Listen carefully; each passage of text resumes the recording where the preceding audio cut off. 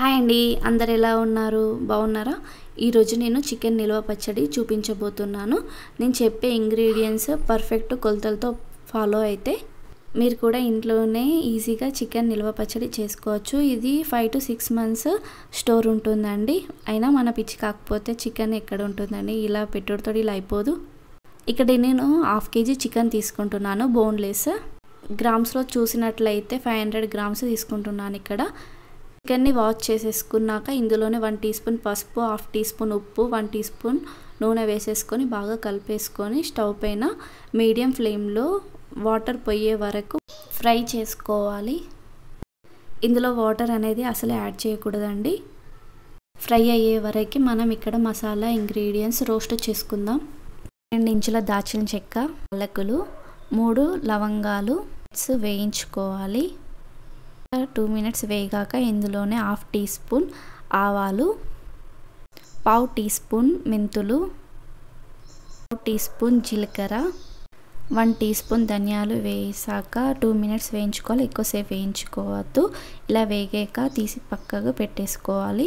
Fine powder లాగా చేసేసుకోవాలి.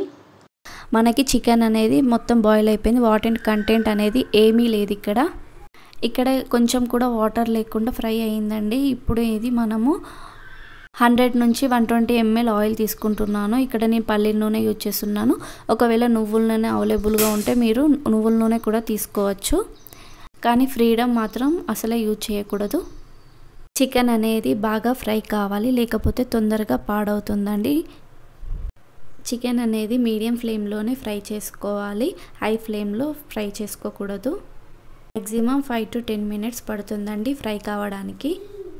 Chicken అనేది గోల్డెన్ క్రిస్పీ కలర్లో వచ్చిందండి. ఇప్పుడు మంటను లో ఫ్లేమ్లో పెట్టుకొని అల్లం వెల్లుల్లి పేస్ట్ వేసుకోవాలి.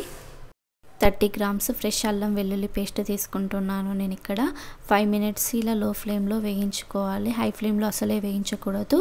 ఇలా మొత్తం కంప్లీట్గా చల్లగా అయ్యాక ఇప్పుడు మనం ప్రిపేర్ చేసుకున్న మసాలా పౌడర్ని ఇందులో వేసేసుకోవాలి. 30 grams వరకు ఇక్కడ నేను కారపొడి యూజ్ చేసుకుంటాను.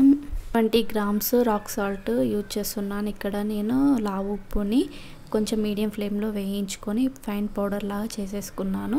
ఇంగ్రీడియంట్స్ అన్నీ బాగా కలిపేసుకోవాలి. ఇలా కలిపేసుకున్నాక ఇందులోనే 20 ml దాకా మీడియం సైజు లెమన్ జ్యూస్ని ఇందులో యాడ్ చేసుకోవాలి.